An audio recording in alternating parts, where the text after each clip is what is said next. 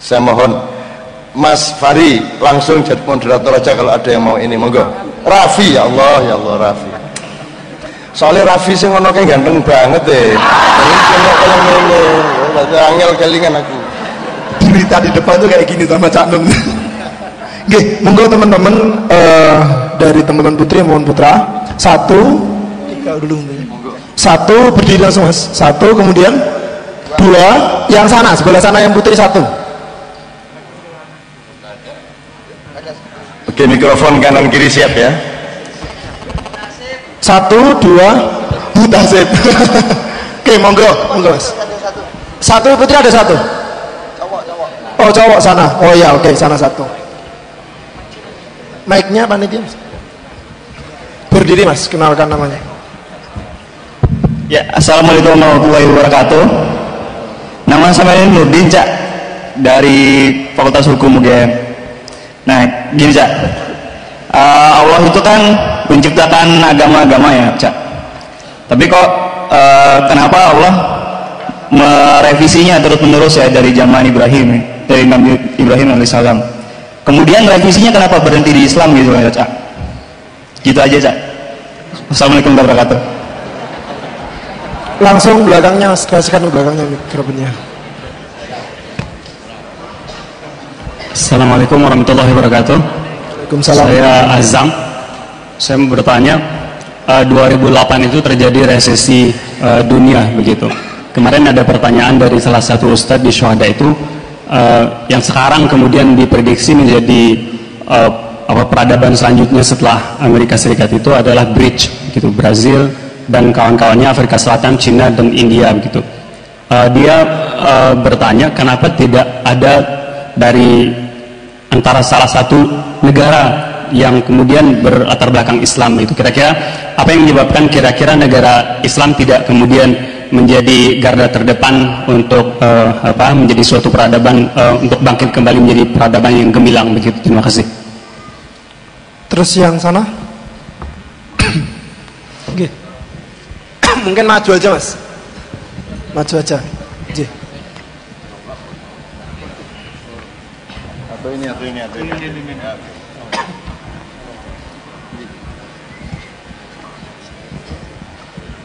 Assalamualaikum warahmatullahi wabarakatuh. Waalaikumsalam. Saya Fahmi, mau nanya pendapat Cak Nun juga Pak siapa tadi? Mukhlis ya? Pak Muslim, ini Pak Muslim. Pak Muslim. Ya. Saya itu kan kemarin itu ada kepikiran ide tentang bagaimana cara memakmurkan masjid gitu ya. Terus idenya sih sederhana. Pas kita lihat pergi ke warnet itu, di sana itu kita bisa download bergiga-giga film atau film-film terbaru gitu kan. Tapi kalau pas saya ke masjid, kenapa nggak bisa dapetin info-info terbaru lewat wifi atau apa itu yang disediakan dari server di masjidnya sana, sehingga saya bisa nikmatin, misal katakanlah saya dari luar kota terus ke UGM gitu ya, terus ini hari-hari terakhir Ramadan, wah aku pengen lihat ceramah-ceramah yang kemarin-kemarin pernah direkam, di syuting gitu kan, tinggal colokin wifi atau connect ke sana. Itu gimana, apakah kayak gitu tuh diperbolehkan, atau kalau misal bisa di UGM dilaksanakan, ya saya sangat berharap banget. Gitu aja. Mungkin ada satu tambahan lagi ya seperti tadi katanya apa itu namanya, untuk membangun masjid dan segala macamnya itu kan ada perlu teknologi. Kenapa nggak teknologi tadi ya seperti wifi, terus SMS gateway diterapin di sana. Jadi misal katakanlah saya datang ke masjid sana, tahu-tahu dapat SMS, "Bling, wah selamat datang di Masjid UGM" gitu. Wah. Ya itu dia. Terus saya juga berkeinginan untuk menyatukan informasi yang ada di seluruh masjid Indonesia. Jadi misal di UGM ada info terbaru kegiatan keagamaan atau sosial apa, terus di Istiqlal ada apa, misal katakanlah hari raya kurban atau hari apa itu, masyarakat bisa ngerti gitu loh. Jadi informasi, jadi kita sendiri ngerti apa itu namanya, lebih mencintai masjid lah dengan adanya info-info gitu. Itu, terima kasih. Assalamualaikum.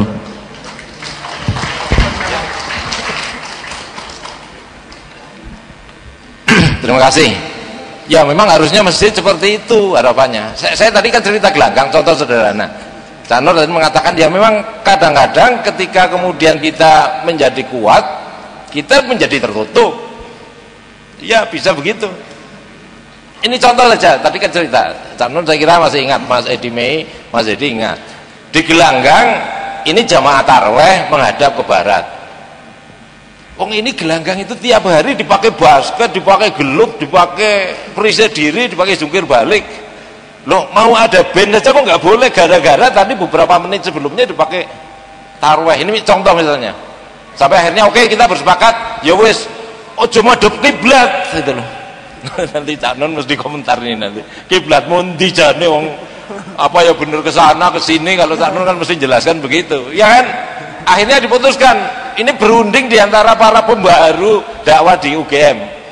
Waktu itu, zaman itu, ya wis, kalau gitu jangan menghadap kiblat, menghadap ke selatan, ngadep Nyi Loro Kidul gitu, kira-kira gitu loh. Jadi dianggapnya kesenian itu Nyi Loro Kidul gitu loh, Tanun. Padahal waktu itu ya tidak, karena pintunya di sana, kalau panggungnya di sana kan orang nggak bisa masuk gitu, di gelanggang itu. Contoh sederhana itu, pengertian bahwa ya pasti tidak lah. Kalau Kiai Kanjeng lalu bawa ini ke mihrab ya pantes gitu. Tapi paling tidak jangan disakralkan lah di halamannya, dan apa ya terus lalu harus orang lalu beramai-ramai keluar dari tempat sholat, lalu keluar itu, lalu baru kalau mau dengar musik harus di sana. Kan boleh saja duduknya di tempat tadi sholat, Kiai Kanjengnya di selatan sana panggungnya atau apa ada. Ini yang saya kira harus, saudara siapa yang terakhir itu? Harusnya begitu, masjid itu memakmurkannya hari ini ya memang seperti itu, ceramah agama itu. Kalau perlu ya kalau lebih membumi, ada buku-buku bimbingan tes yang dibagikan gratis dan sebagainya. Kan banyak teman-teman yang dari luar daerah yang miskin-miskin yang mestinya begitu, memakmurkan masjid itu tidak hanya seperti tempo dulu, sama seperti ya buka puasa bareng, sopo wae kere, sopo wae sing lewat yo entuk gitu loh. Tapi ketika kemudian kadang-kadang menjadi masjid, coba yang tidak pakai jilbab saja kan rawani mlebu. Ayo, kenapa sekian puluh tahun yang lalu ketika tempatnya malah sederhana, malah biasa, orang wani Cak Nun. Gampangannya wong edan lewat mampir wani gitu loh. Sekarang menjadi tertutup. Beberapa teman orang ngaku piawe rawani mlebu masjid gitu loh. Ini pertanyaannya. Jadi saya kira yang terakhir itu saya kira bagus sekali. Ya mestinya begitu. Waif ini di masjid ya, tapi harapannya kalau mau ya repot juga. Kok ngimami sambil buka iPad gitu. Nek ora hafal bacaan ayatnya boleh nggak kira-kira gitu? Sekarang itu untuk jadi imam itu gampang kok. Angger terawih 23 aja cukup. Tuh rakaat pertama alif lam mim. Alif lam mim Allahu akbar, selesai. Alif lam mim ra nun toha yasin kaf, udah beres semua udah. Jadi nggak perlu iPad gitu ya. Oke. Tapi Pak Musli, saya kira kita senang sekali dengan usulan teman kita tadi. Sekali, ya. Artinya masjid bisa mendayagunakan perangkat-perangkat informasi yang sudah begitu canggih untuk mengantarkan Islam kepada siapapun yang datang ke masjid. Ya, itu bisa ada. Setiap masjid ada layarnya. Seminggu sekali ada diputar film apa kek, ya tidak harus film Islam. Dalam tanda petik kan film yang mendorong akhlakul karimah. Itu bisa film Amerika juga ada, juga banyak film yang akhlakul karimah. Atau ceramahnya Ahmad Didat, ceramahnya ulama-ulama yang sebanyak mungkin, karena sekarang kan yang bikin radio itu kan kan sekarang cukup banyak radio pembodohan Islam. Nah, Mbok, Masjid UGM punya radio yang memberi mosaik wacana mengenai Islam yang bermacam-macam. Apa susahnya gitu loh.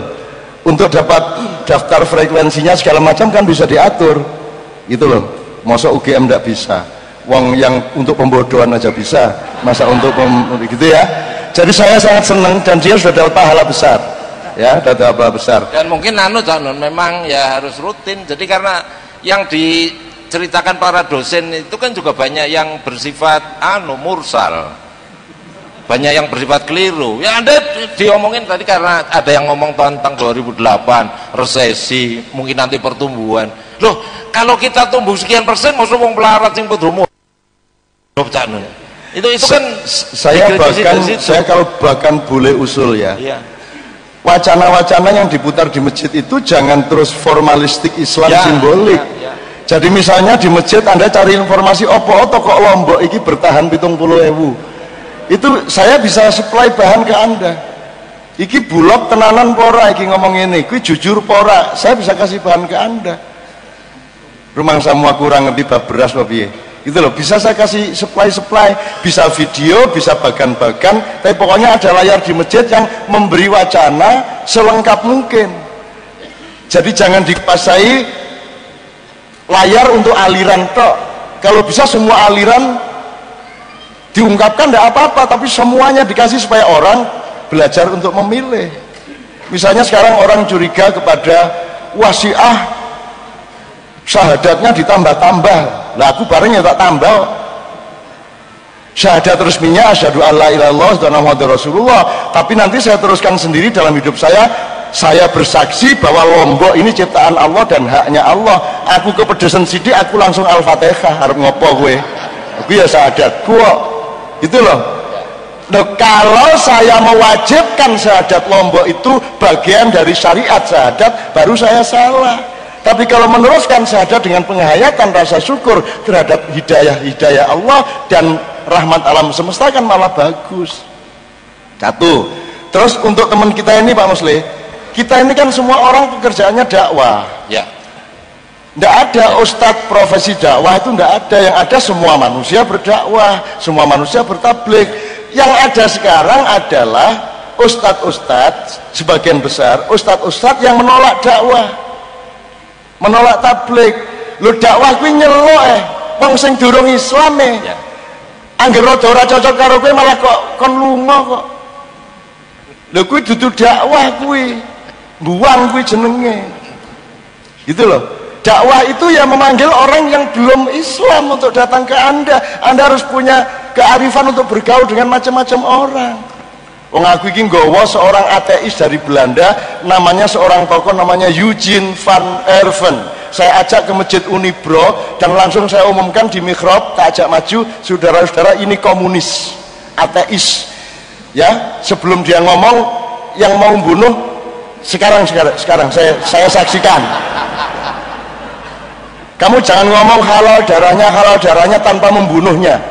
Sebab kalau kamu sudah ngomong itu halal darahnya tapi kamu tidak membunuh, kamu melanggar surat kamu melanggar juz 29. Kabura maqtan indallahi antakulu ma la taf'alun. Aja ngomong tok nek pancen ke halal darahnya patenono. Daftarun sak yojo pira sing arep kepateni, dilaksanakan berapa tahun, sak Indonesia perang tahun. Ning kira-kira urung nganti mateni wong siji kowe wis dipateni dhisik. Kan gitu. Jadi teman-teman sekalian, dakwah itu punya kearifan kepada orang yang justru belum Islam. Bikinlah orang wanita yang belum pakai jilbab berani masuk. Ya orang jurnang imaman turu ya ora, tapi pokoknya terbuka loh. Justru dakwah itu kepada yang belum. Lagi dakwah sesama santri lah tinggal ngopo. Kampanye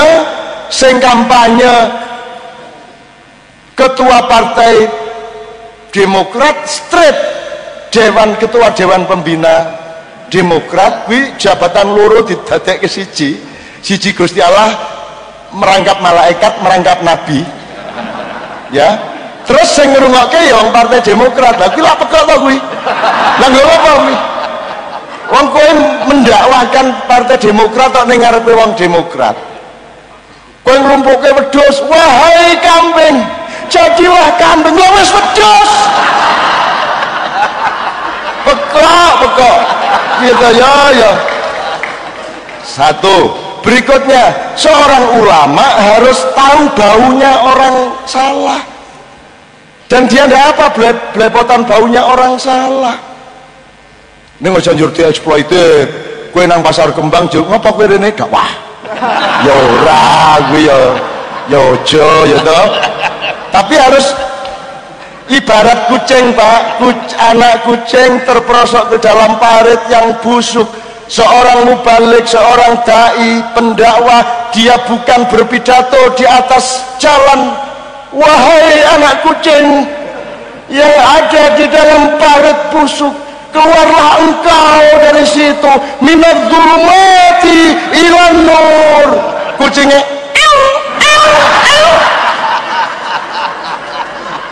yang harus kamu lakukan adalah turun ke parit.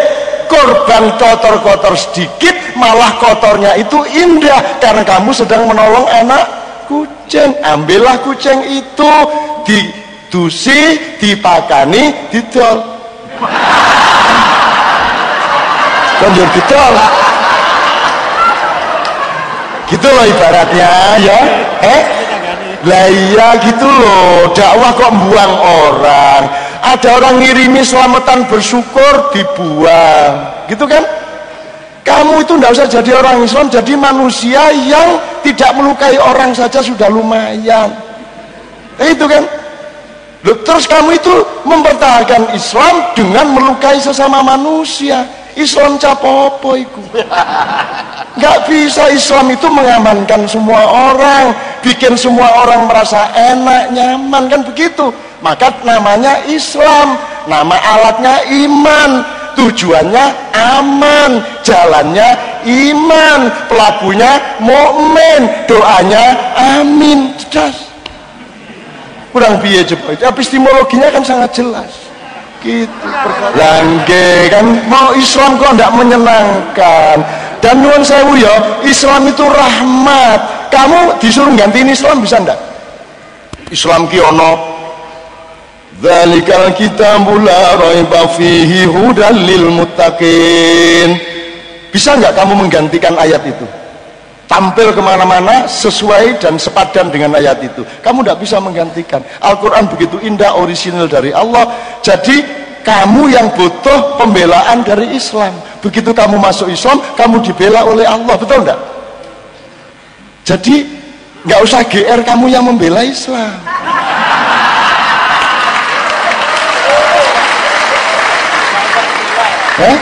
Loh, saya tidak mengatakan Islam tidak perlu dibela.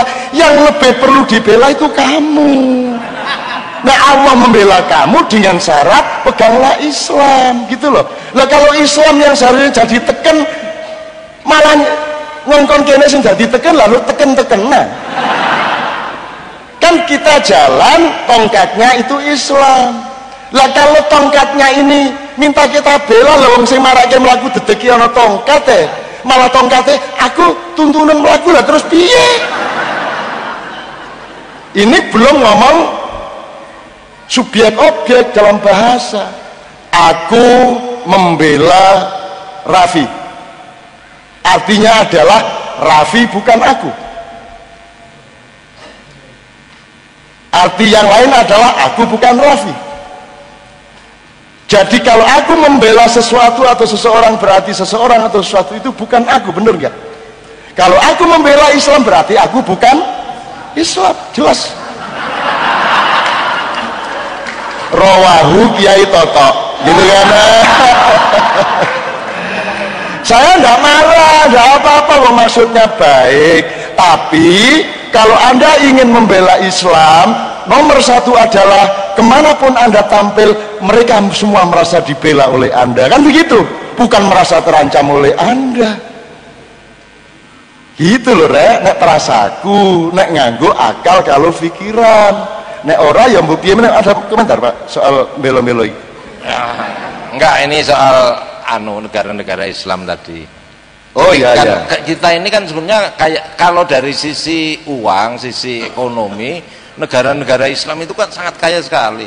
10% saja lah duitnya Arab itu diambil dari New York itu, dari Wall Street. itu runtuh itu. Tapi kan Canun tadi ceritakan apa-apa itu kan bukan kekuatannya ini, niatnya. Lah kalau tidak ada niat memang untuk membangun peradaban Islam, sistem perekonomian Islam yang kuat dan sebagainya, ya uang negara-negara Arab masuk Libya dan sebagainya yang menguasai hampir mayoritas pasar modal, pasar uang di seluruh dunia itu, ya malah salah-salah bisa dipakai ngebom negara-negara Islam. Kan biniatnya itu. Akhirnya sekarang negara-negara Arab kan justru tetap didikte oleh itu. Jadi makanya ya tadi, ya kita bersama-sama mudah-mudahan ada kesempatan situasi bisa menjadi lebih baik. Saya kok enggak begitu tertarik sama kategori gitu, dan terminologi seperti itu. Ora padheken aku ora arep ngono-ngono kae. Sing maju karo sing ora maju itu lah menurut pikiran mereka. Menurut pikiran saya dari dulu punya teori sendiri. Ben wae. Aku dikongkon kita disebut negara berkembang mbahmu. Aku ora arep nututi kowe kok kita dibilang negara terbelakang terus mengejar Amerika. Lah mau aku ngejar Amerika, wong Amerika ning mburiku kok. Ngono aku mengejar. Opone sing ngampus ke Amerika? Aku njaluk opone sing ngampus ke Amerika? Kono bedane Indonesia karo Bali ora iso kok. Opone? Siapa bilang itu negara maju? Yang negara maju itu ya manusia Indonesia. Nek negarane ben ora maju ora apa-apa. Nek manusia Indonesia enggak terlawan. Hidup dalam penderitaan bisa, hidup dalam kebodohan mampu. Orang Indonesia tidak bisa diapa-apain. Dalam survei internasional, manusia dan bangsa yang paling sering dan yang paling bergembira itu bangsa Indonesia. Karena bangsa Indonesia untuk gembira tidak tergantung berapa jumlah duitnya. Itu loh, kene kira duit itu malah guyu cekakaan. Apaan ada hujan bangsa pekok tenan ini. Jadi Mas, mereka Mas yang bikin kriteria tentang peradaban baru itu Mas, Anda tidak usah percaya itu geng Mas. Anda pikir PBB itu serius, itu juga cuma satu geng, satu jaringan. Hadiah Nobel jangan percaya, itu cuma jaringan. Itu kolusi internasional.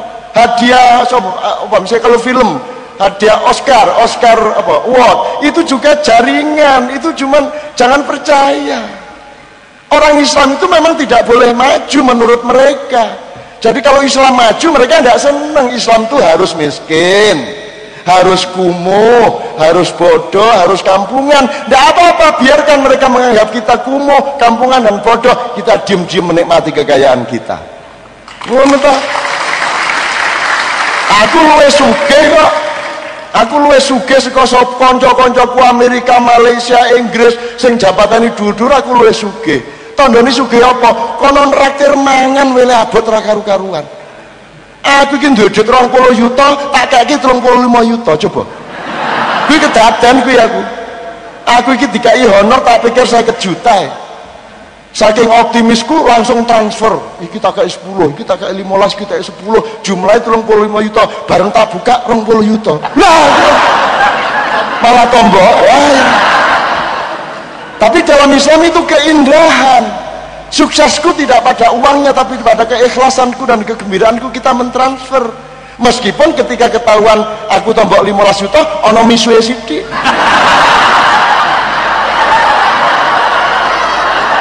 Loh, nek ora ono misuwe sithik berarti aku dudu menungso normal. Apa njur kejagol watu, duit astagfirullah. Terus tiba duit subhanallah. Ana pengen kan kalimat thayyibah entek. Misalnya aku ngene iki ya. Subhanallah. Alhamdulillah. Nah, kira-kira ping 4 wis emoh kalimat thayyibah. Sumeneng ta sumeneng. Ya lah. Aku menungso. Akhirnya tandanya manusia itu punya mulut, punya anus. Oh, nek menungso ki kudu gelem ngentut, kudu gelem nising. Mosok menungso ora gelem. Nah, nising kuwi misuh kuwi. Apa ora nising kuwi? Ayo mesti ngomong nising elek.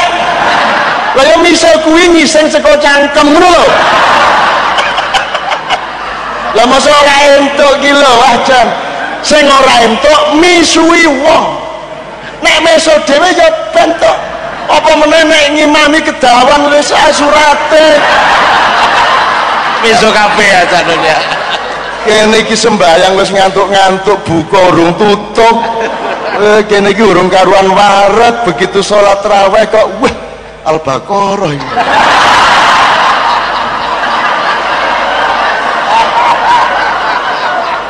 Terus berharap kira-kira seayat wae. Alladzina yu'minuna billahi wa yuqimuna sholata wa mimma razaqnahum yunfikun. Allahu akbar. Walladzina waduh. Wes, rakaat pertama isi sabar. Ya Allah, dalam hati kuatkanlah. Rakaat loro. Lu kok diteruske Al-Baqarah? Wah ketoke sak trawean Al-Baqarah kabeh iki. Wah, kesabarannya turun. Terus rakaat ketiga, wah jan iki imame iki ora mudeng. Ngono njero ati to. Rakaat keempat wis ora duwe intelektual meneh. Wis gari emosional. Bajingan. Ngono ta? Ya. Makanya perlu kearifan, perlu ilmu sosial, perlu tasamuh, perlu toleransi, perlu kesanggupan untuk memperkirakan bahwa makmum kita itu macem-macem. Ono sing alim banget, ono sing lagi mlebu Islam, ono sing ngadeg kuat, ono sing asam urat, ono sing lah macem-macem. Ojo dawa-dawa. Kau ya? Loh, nah itu bisa dibayangkan Cak Nun di sana di pojokan kira-kira bayangke Cak Nun kok arifnya 20 tahun yang lalu kayak apa wong saiki kaya ngono gitu ya. Maksudnya arif bukan maksudnya Cak Nun 20 tahun yang lalu itu kayak apa wong saiki saja sudah seperti ini gitu loh. Loh, aku mbiyen luwih arif aku biyen. Oh,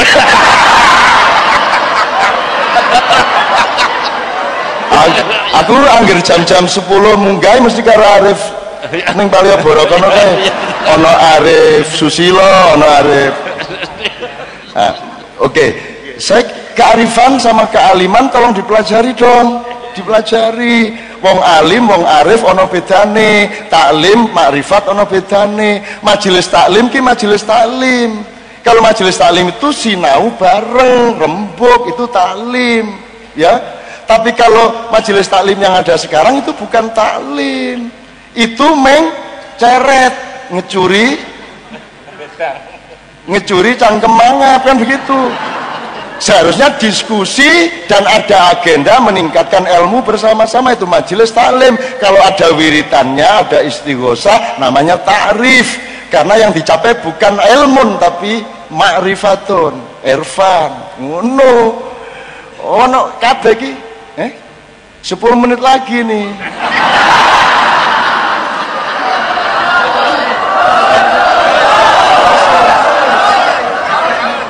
Aku manut bisa tekan sahur ya Cak Nun. Kira-kira nek aku leren 10 menit harus kuantami orang ini. Durasinya salah. Nek santri karo abangan isi lumayan, nek santri karo abangan ono karo priyayi kuwi lak padha karo wit kelapa karo godhong karo woh. Lha piye kuwi? Nek wit kelapa kan karo jambu karo trembesi ngono kuwi.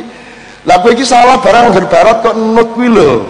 Gitu lho. Mulane golek dhewe. Sekolah sampai lulus tujuannya nyenengke ibumu karo bapakmu. Ngono. Perkara ilmu aja percaya karo dosenmu.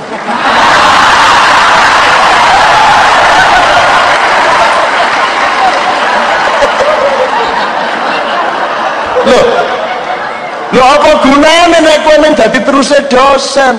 Gunane ilmuwan kuwi golek dhewe. Jadi ketika bikin skripsi menurut toh ibit wapsit ngono kae itu kan pas skripsi. Ning di luar kelas kowe kudu menurut saya. Ngono. Nek menurut saya ning skripsi ra entuk. Ra lulus. Dosenmu njur ngomong, "Iki sapa?"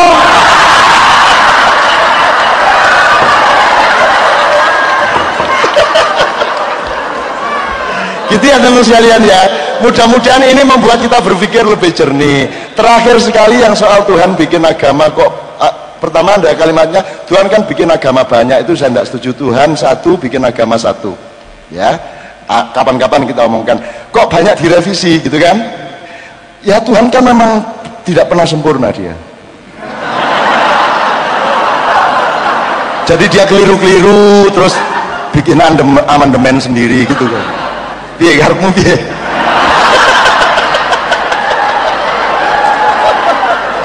Jadi Gusti Allah gawe salah ngene wae. Kowe iki rumahmu Gusti Allah iki dosen UGM ngono piye? Jadi menurut saya premis dasarnya adalah Allah itu tan kino yang ngopo tan kena kiniro laisa kamitsli syai'un, dia maha benar. Sehingga tafsirmu jangan mengandaikan Tuhan itu bisa punya kesalahan dan punya kelemahan. Gitu loh Mas. Nah sekarang aku duwe tafsir kuwi. Ning rada dawa, singkat wae ya. Singkat wae. Kenapa Al-Qur'an tidak langsung dikasih Nabi Adam? Kok 7 abad setelah 7.000 tahun setelah Nabi Adam baru dikasih Quran? Terus aku tahu takon Mas Jibril jenengan panggil Gusti Allah. Ambok siang sisan mawon Nabi Adam niku diciptakan terus dicekeli Quran lampun beres. Terus karepmu piye Nun? Nggih jenengan panglet. Terus Jibril munduk-munduk kae nyun sewu niki enten tiang Indonesia panglet. Kok mboten langsung ke Quran. Terus Gusti Allah mesem. Nek kae karep dadi Gusti Allah dadi Gusti Allah dhewe kono. Aku tak golek nggon liya ngono ya. Gusti Allah ditakoni, ayo sak karepe. Arep revisi arep besi ben sak karepku lah Gusti Allah kowe apa piye? Gusti Allah kudu mempertahankan argumentasi. Iya aneh. Aku iki promotor Gusti Allah ngono piye? Njur Allah, kenapa agama kok direvisi? Wah nyun sewu.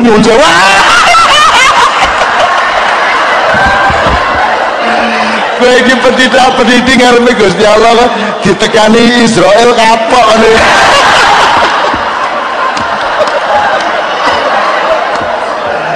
Oke, nanti datang ke Ma'iyah ada penjelasannya. Hubungannya sama umurnya Nabi Adam, umurnya Nabi Nuh, sekian generasi dibikin umurnya sekian, badannya sebesar apa, ada hubungannya dengan proses penelitian manusia untuk menemukan Allahnya, karena ada perjanjian sebelum dilahirkan. Kemudian Allah mulai ngasih mushaf, sobekan-sobekan informasi sejak Nabi Ibrahim.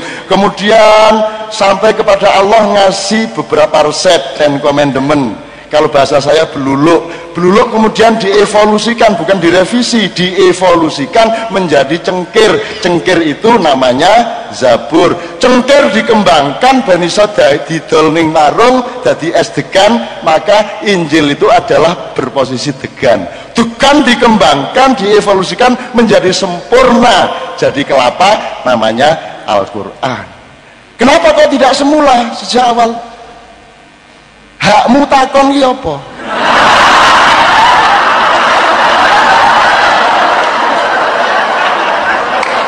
Kecuali nek kowe karo Gusti Allah ki joint venture. Gusti Allah ki rekanan kerja dalam menciptakan alam semesta dan manusia. Njur kowe soalnya kowe kowe pas studi banding nanti Gusti Allah gawe dhewe kae. Terus loh kok ndak langsung Adam, kok baru ini ya? Kuwi entuk. Nek kowe baru lah kowe iki gawe brengosmu dhewe ora iso. Kowe iki nek kudune sing nahan ora iso kok. Enggak punya kuasa atas sendiri. Nyemengke sawene nganggo dialog karo intelektual cerdas tenan. nganti barang lah. Sampai akhirnya Quran sudah menjadi buku manual untuk umat manusia, sempurna, lengkap, ada sabutnya, ada batoknya, ada buah yang bisa diparut jadi santan, ada apa namanya, udah sempurna.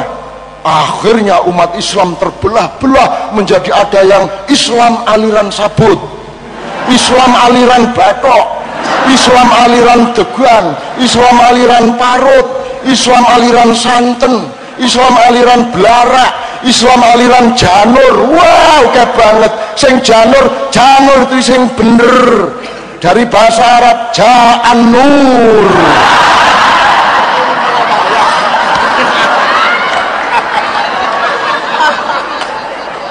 Oh no meneh. Jadi mari kita ingat Islam adalah keseluruhan kelapa yang sempurna itu.